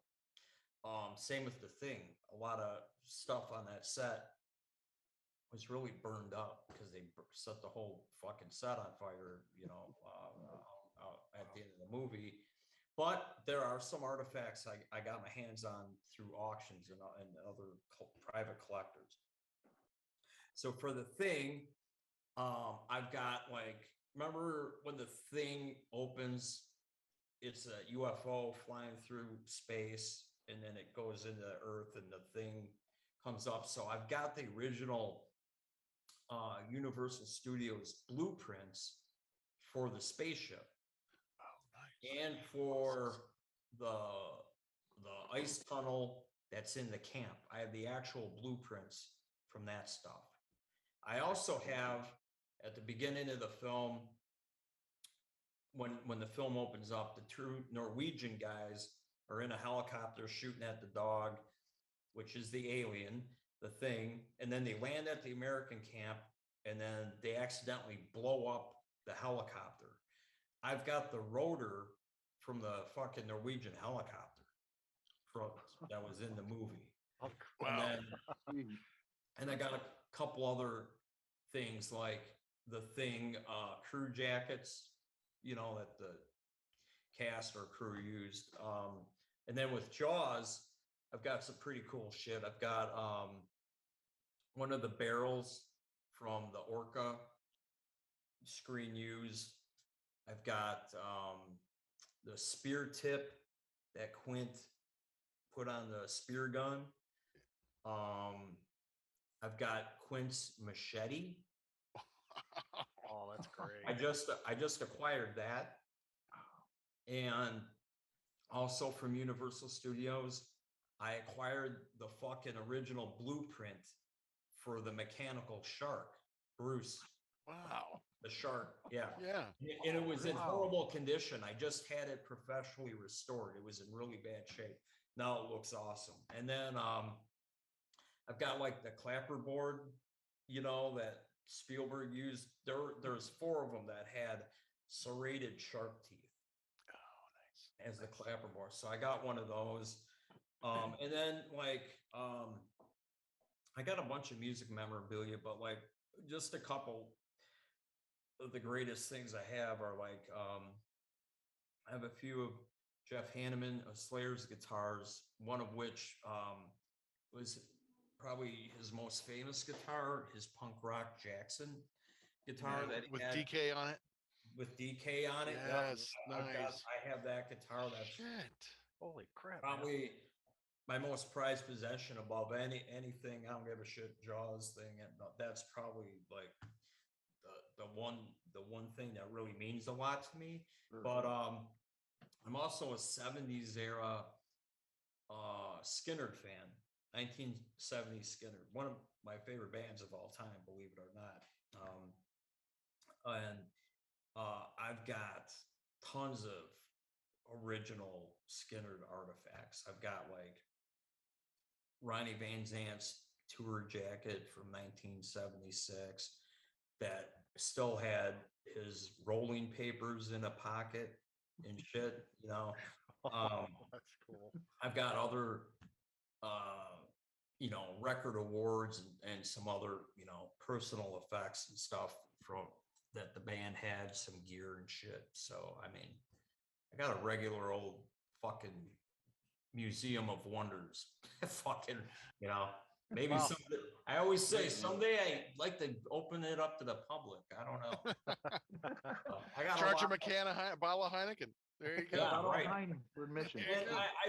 I just got miscellaneous memorabilia and a lot of horror collectible stuff too. You know, that's not necessarily, I guess you could say it's memorabilia, not like screen used or anything. Sure.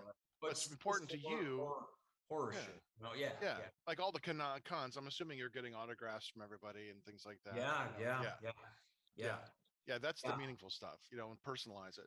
You And know, like all the stuff I have, I like in my homes is all on display. Like nothing's like storage. right. Because you want to see your stuff. You want to Yeah. see. So like I have It's a all whole- part of you. You know. I have a whole entryway at my other house. That's all fucking 8x10s and posters, all horror people that, you know, I've collected and framed really nice, and it's just cool to look at. You know what I mean? Yeah, That's cool. Wow. Did you Little get the did one we from know. Linda Blair, the one where she's Reagan and looking up from the bed? Did she write Sweet Dreams?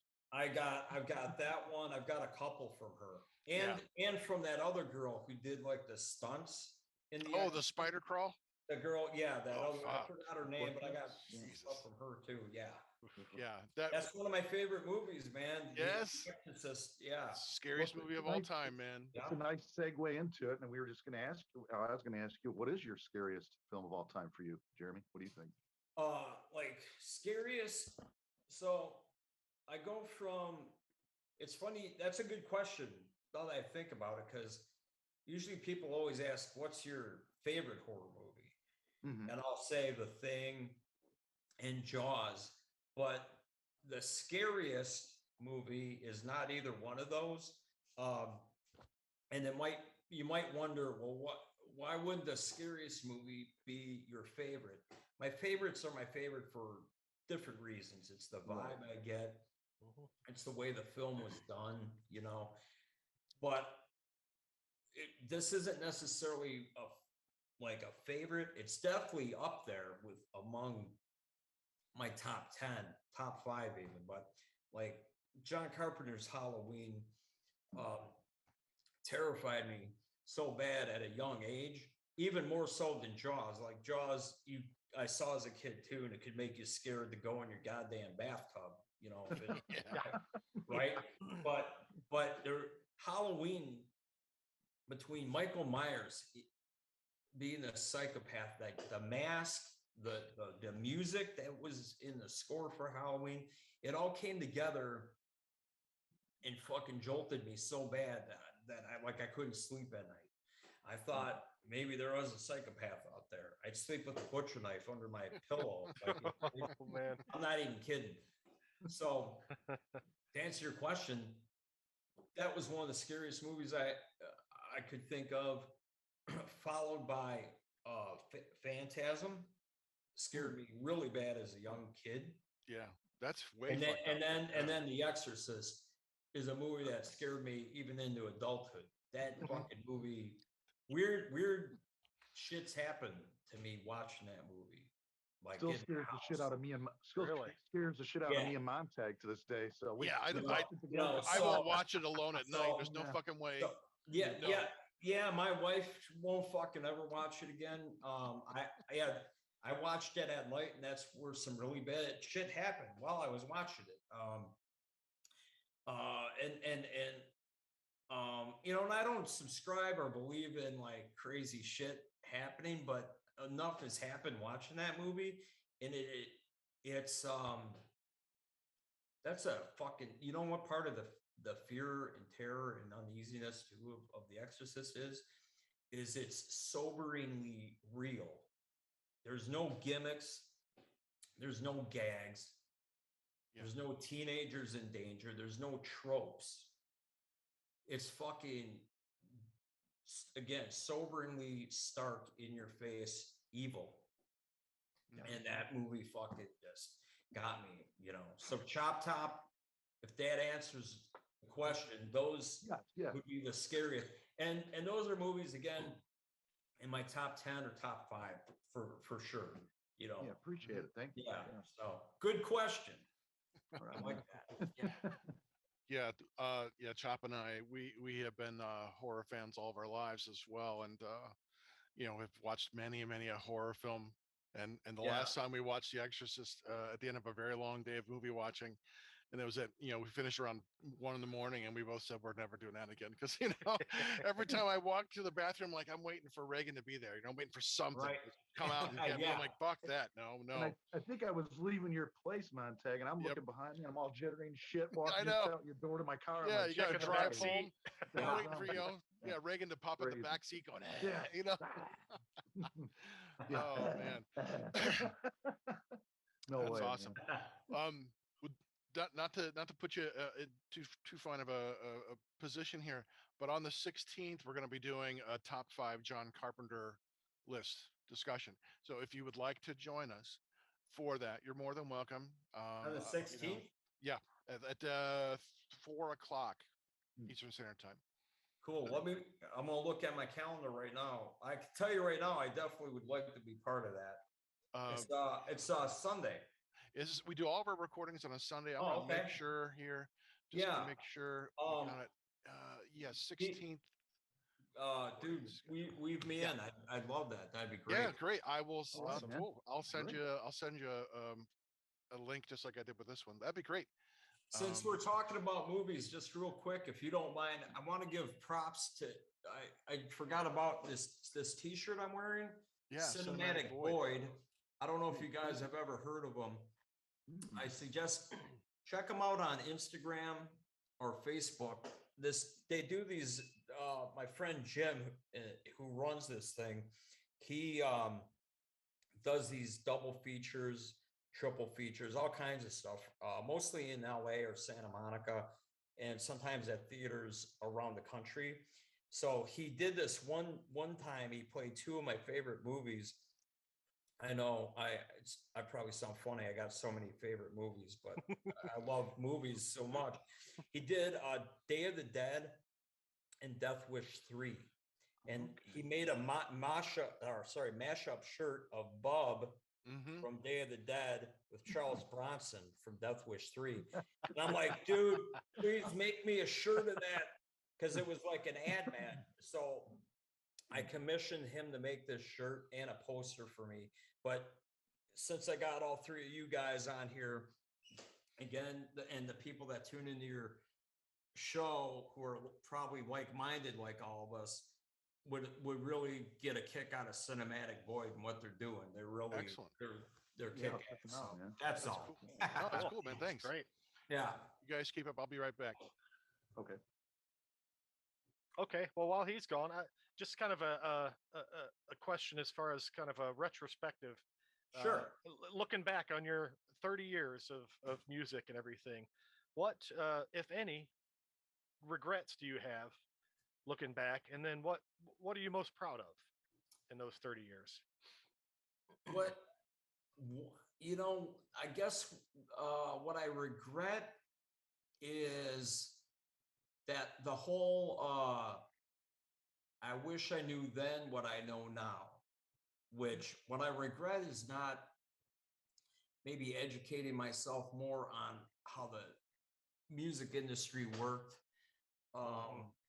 took more initiative with certain things, you know, where there's certain opportunities I felt we missed out on early in Broken Hope's career, just because we were naive and didn't take advantage of certain things, like certain tours we would pass on that I wish we had done, because they would have been great for us. You know, we were picking and choosing shit for really stupid reasons. Also, relevant to that is like the lineup in Broken Hope that I have.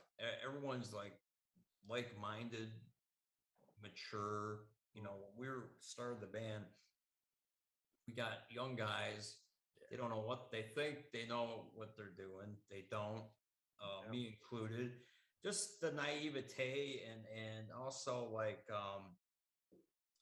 delusions of grandeur and stuff like that. I guess one of my regrets is just not having, maybe not having even if we would have had a manager, you know, that could properly have guided us early on.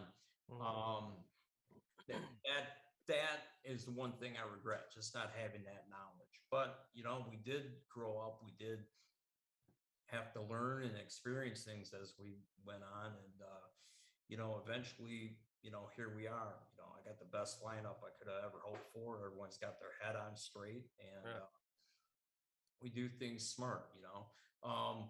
And as for great experiences, man, you name it. I mean, or what you're most proud of as far, you know,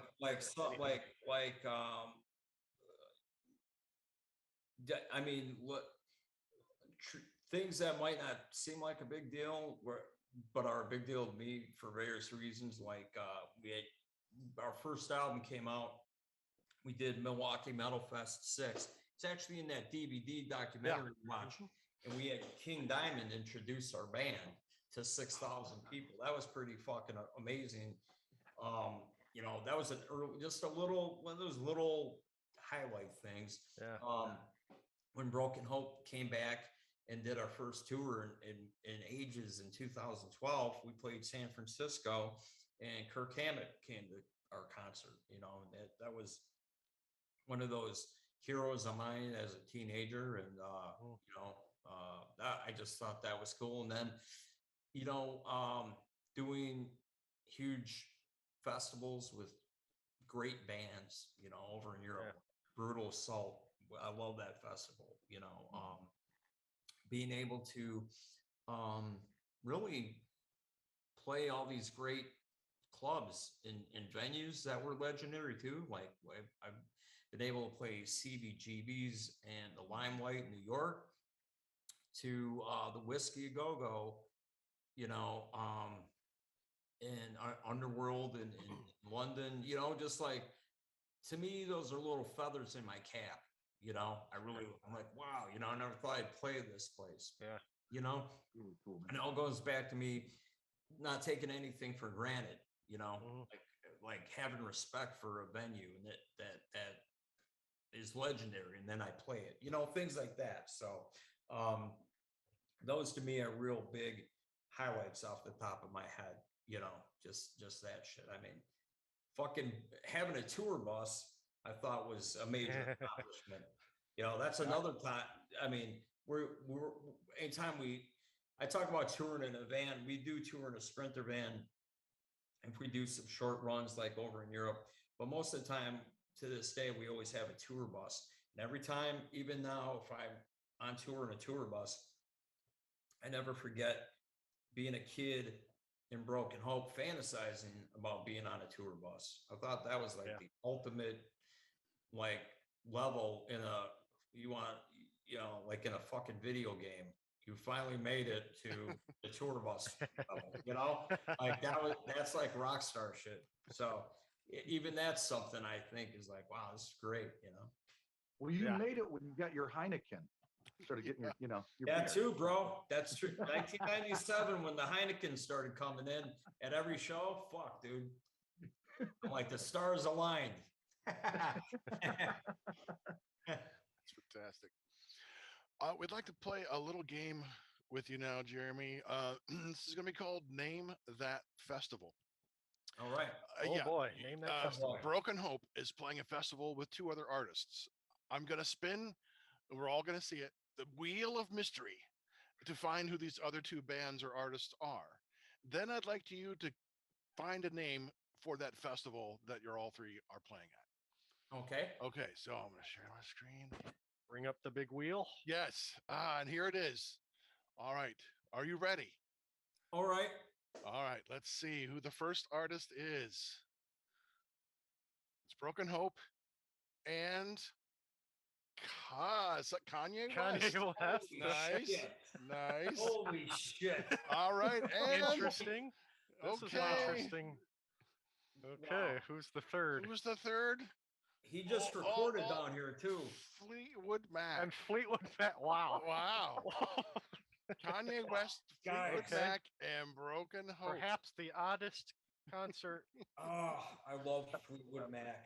And know what's crazy, real quick, just a little trivia relevant to this. One of the most famous recording studios in the world is right here in Miami. It's Criteria Recording Studios. So Kanye was just in Criteria, I think with that producer Pharrell. They were doing something here, but that's one trivia fact relevant to your little wheel there. But Fleetwood Mac also recorded Rumors here in Studio C at Criteria Recording Studios. So Miami and that studio have some history relevant to your wheel of festival fun here. Look at that. So you practically crossed paths. The stars I'm telling align. you. Right. And Maybe this isn't us. And I recorded in Studio C here in Miami. So anyway, maybe call it 7 Degrees of Criteria Studios. I don't know. But Okay. Hey, There we the go. festival, the one festival where this lineup could happen, okay, would be Lollapalooza in Chicago. Yeah, they got everybody. Kanye, Fleetwood Mac, Broken Hope. Nice. You could even resurrect your band and play that Why William Shatner Gets Laid. Yeah. You could all be on that same Wow. band. Lollapalooza is where it could happen, dude. As long as you play guitar with it, that'd be awesome. Right? You know, it's a pretty simple song. I'll teach you Yes. the chords. It was basically a ripoff of Among the Living. That's what I used as the basic Oh, riff right for on. the song. Nice. Yes. You know, Killer. yeah. So excellent. That'd be awesome. Yeah. We Oh, man. you know, our second cassette, Devil's Food, we sold out. We sold plastic. We sold 50 copies. So 50 Right. copies with Congratulations. plastic. so you know, it was pretty big time for 1992. 90. Bowling Green campus, you know. That's right. Yeah, we played Toledo. Nice. All right. I want to name a band, and I want you to tell me your favorite album by that band. Okay. All right. Okay. Let's All right. Black Sabbath. All right. Well, my answer is going to be maybe a little controversial because there's people in this house, my wife that is, who fucking loves old Black Sabbath with Ozzy. My favorite Black Sabbath album is Mob Rules with Ronnie James Dio. Ronnie. Good album, man. And there's it's like AC/DC, man. There's Bon Scott fans, and then whatever. You know, my wife is the same way. She's old school. And there's friends of mine who are, that's always up for debate. You know, who's the best Black Sabbath singer, whatever. It's like two incarnations of the best band ever was, you know? Right. Yeah, because Mob Rules, I think, might be one of the heaviest songs ever. Me too. That guitar riffing, yes, everything was the guitar tone and everything was heavier. It's so big, and I remember hearing that song for the first time on the Heavy Metal cartoon, the animated movie. I watched it. Heavy. I love that movie. Yeah, I was just waiting for the boobies to come by, and here's this song. I'm like, what the hell is this song? I'm like, oh my God, it just tore everything apart, you know, and just become one of my favorite songs since. Yep. And well, Montag, that's why I love that album, because of that song and because of Heavy Metal, the movie, and the Heavy Metal soundtrack. Yeah. Yeah. Everything sounds like it's 10 feet tall, you know, it's just a giant sounding record. Right. Yeah. All right. Judas Priest. Oh, Screaming for Vengeance. Yeah. The Beatles. Oh God. Strawberry Fields Forever. I was gonna say the White Album, but Strawberry Fields I'm sorry. Magical Mystery Mystery Tour. Tour. Yes, thank you. Okay. Sorry. Excellent. I just love that song, but yeah, I love that Yeah. whole album. I love Yeah. that whole album. Yeah. Cool. Rush. 2112, most probably. It's funny you bring up Rush because Charlie Bernante from Anthrax was just here recently, and he's one of the biggest Rush fans I know. Obviously, he worships Neil Peart too as a drummer, but we were playing the album "Roll the Bones," which a lot of people. I don't know anyone who really spins that album, but we were spinning that a few weeks ago when Charlie was here, and I thought that was a great album. But 2112, probably I'd say for me personally. Mm-hmm. Excellent. Carcass. Oh man, that's a good one, bro. I'd say Symphonies of Sickness probably is my favorite, and then everything they did in a row, like Necroticism and Heartwork. I love those albums. Mm-hmm. Oh, I'll just throw this in since no one knows it yet, but I'll just reveal it here. We're talking about Memorabilia. I just bought the Ken Owen of Carcass's drum set that he was auctioning off, because for those of you who may or may not know, Ken had a brain thing happen years ago that stopped him from drumming. I don't know if it was an aneurysm or something, but it really screwed him up in his health. So he retired from Carcass and being in a band. So a couple months ago, Ken and his father were auctioning a Carcass drum set that he used for Necroticism and Heartwork, the recordings of the albums and the tours for those albums, because Ken needed money. He needed to raise money for a new computer to help him with whatever he's doing now at home. And someone bid on this thing and backed out, didn't pay for it or anything. So I stepped in and bought it. So. Wow, nice. Well, I mean, you're being That's helpful awesome. for one. I mean, I don't what fucking a play thing. drums, but those are two of my favorite Carcass albums, and Yeah. I love Ken Owen. So my drummer Mike can bang on it, and I'll put that in the museum too. There you go. Nice. Excellent. But I love Carcass, man. Symphonies of Sickness again. Probably my favorite though. I actually picked up that on cassette for $1 when I was in college. It was at a used record store. Mad Hatter Records had the best stuff. And I saw that. I'm like, I'd never heard of them. And I just looked at the song. It looked like it was printed on a paper, like someone had made it, like a homemade print. It might have been like I don't know, almost like a demo or something. And so I looked at them. I just read the song titles. I'm like, oh fuck, well, I got to get this, man. I have to get this. And it was just so brutal, such a good band. And they're great. I mean, they're still, they just put the new album out. They're touring. Such a good band. They're great guys too, man. I love Carcass, and we got to play with them at Netherlands Death Fest a few years ago, and that was fucking great, man, because I just love those guys. But as individuals, they're really cool.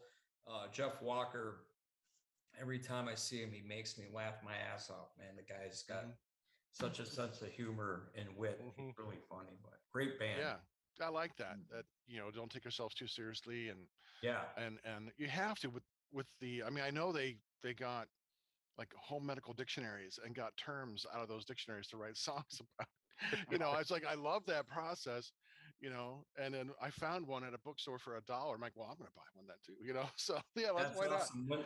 When that album came out, it was like an import at the time because all the Earache Records stuff wasn't licensed in the US yet. So it was like $30 like back in the early 90s just for the CD. For me, that was a lot of money back then. And But the reason I love Symphonies of Sickness, or why it's my favorite Carcass album, is because the riffs on there and those lyrics had such an influence on me as a lyric writer. I'm like, wow, these guys are on a different level with the medical terminology, terminology a pathologist would use. Like, this shit's fucking really wild. and I drew some inspiration from that, but also the riffs, the production of the album isn't the greatest, but it's still, to me, a masterpiece, because the riffs in those songs just hit home with me. And as a young death metal guitar player, Bill Steer was like, these just blowing me away. So something about that kind of experience as an influence, I think, is what really chalks it up there for me, you know? Yeah. I always thought the tone on Heartwork was just amazing. The guitar tone. Me too. It's That was so on big and another crunchy. level. And the harmonies and the fucking leads on there. It cuts Dude, through. yes. The drums are, the cymbals are so It just dry. got better and better and better, like Yeah. with musicianship, you know? Yeah. Yeah. And I thought the one they brought out, Surgical Steel, was just like, Jesus, like time had not passed. No, So not that at second all. song hits, it's like, it's just brutal. I was like, Right. oh my God, they have not lost a thing, man. No, it's like I imagine them getting together to rehearse and jam and shit, and them they're like talking amongst themselves, saying, "We're not going to release anything if it's not up to the quality of, you know, Heartwork or whatever they did before." Like, they delivered the goods, you know. Oh yeah, and the new album is just as good. So I mean, Yeah, whatever the magic sauce is, they still have a lot of it. You know. yeah, big time. Oh, excellent, excellent. So, so what? I mean, we've talked earlier. You got a new album in the works. What other plans do you have for 2022? You have like another book in the works too, or? Yeah, I've got a new novel that is done, and hopefully that'll be out sometime by the end of the year, depending on who publishes it. And then I have a memoir I actually wrote for a famous chef, and you might be like, why'd you write a memoir? Well, this guy, Curtis Stuffy, he's a famous chef that has this great restaurant in Chicago called Ever. And the guy's like a 3 Michelin starred chef, 5 or 6 times over. Netflix did a documentary on him, and it was really revealing. This guy had a very interesting and turbulent life. It's kind of like, we've chalked it up to being like Sons of Anarchy meets Anthony Bourdain Kitchen Confidential, because he was raised in like this Hell's Angels house, brutal childhood, found that he liked cooking, and cut this path to be like one of the greatest chefs in the world. So I only write stuff I'm into and interested in. I thought Curtis's story was fascinating. And I was really honored he asked me to write it. And also I was like, kind of like writing scripts and all that stuff I told you about. I'm all about broadening my horizons as a writer and trying different things. Again, I have to be into it, you know. I'm not gonna just write a memoir about anyone, you know. I really got to be into the story. So anyway, that memoir is done. In fact, that's that pile of paper I was holding in front of you guys earlier. Okay. So that book, we'll see too. That'll be shopped around shortly, and we're gonna see who ends up putting that out. I'd like to see that come out in the next year or so. And then other than that, I've got 2 new books that are works in progress that I'm writing. So you are a busy beaver. I got more and more. Yeah, I got more and more books coming. Somewhere in all this, I want to get out a collection of short stories, because I've written a number of them that I think I've got enough for a decent collection. I want to write a few more new ones to throw in there, but I'd like to have a collection of short stories come out. I haven't done a collection yet to this day, so that would be cool. And then I'm just, working on the Broken Hope stuff, and I really want to get a Broken Hope album out. 2022 would be great. So just got to finish writing, Yeah, that's awesome. Great. That is fantastic. Great news. I think the last thing I want to ask is like, are you watching anything good on streaming? Netflix, Hulu, what are you watching? Yeah, man, check this out. I'm really into Cobra Kai, and season 4 just came out, and I binge watched every episode except for the finale up till late last night. My wife and I went to bed. So tonight I plan on watching that. That's what I've been streaming. And then I'm going to jump over to Disney Plus, because this new Boba Fett thing came out. Yep. I'm a Star Wars fan. I really, really love Star Wars. My two of my buddies, Ross and Bob from Immolation, who you guys should interview sometime. We'd love to. Those two guys Sure. are two great friends of mine. I love them. Dreadbull, you probably saw Ross in the documentary film, the Broken Hope documentary. That Ross from Immolation was in that. We've been friends forever, but those two guys, Ross and Bob, they're huge Star Wars nuts. Every time there's a Star Wars trailer for anything, somehow Ross seems to know about it before anyone, and I'll get a text like, check this out, this is coming. I always hear about this stuff first from Ross. So that Boba Fett thing, Ross gave me a tip on that was coming out. Now I just saw it's out on Disney Plus. So when I'm done with Cobra Kai, I'll be going into that. And then I'm always looking for something new, Yeah. I'm guessing you've seen The Mandalorian then. Yeah. Obviously. Okay. Yeah. Also on Disney Plus then. I'm not sure if you're into the Marvel Cinematic Universe at all, but have you seen the new Hawkeye series? I have not seen Hawkeye. Much like you remind me of a friend of mine back home, this guy Nick. He's a tattoo artist, but he's a huge comic book maniac. He's really into the Marvel stuff. He too worships Stan Lee, and he knows so much about the Marvel universe. He's always teaching me something, and he's always suggesting you got to watch, the like Hawkeye thing, or when Guardians of the Galaxy came out, Thanos appeared in there.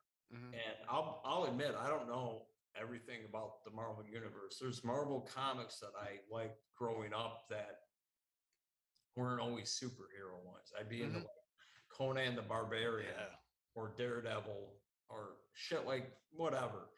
But Nick is all seeing, all knowing Marvel universe. He's like, you got to watch Guardians of the Galaxy. I've seen it 3 times, and this is when it just came out in the theaters back then. And I'm like, all right. So I checked out. I really enjoyed the movie. I'd never seen a superhero movie like that.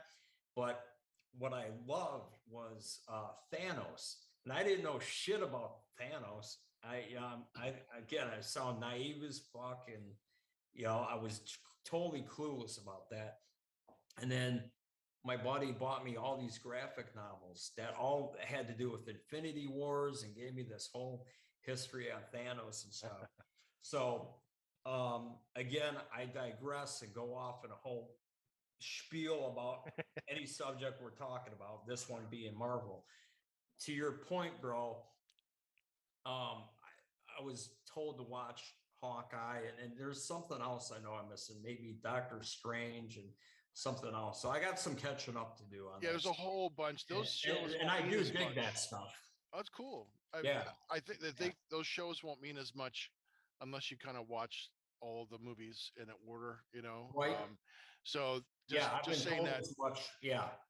So that will be helpful as well. But and nicely on Disney Plus, you can watch in timeline order if you like. They lay them out. That's my wife and I have been working through that the last. That's good to few know weeks. because I've seen some, and then there's some I haven't seen, and I'm all about getting the shit in order.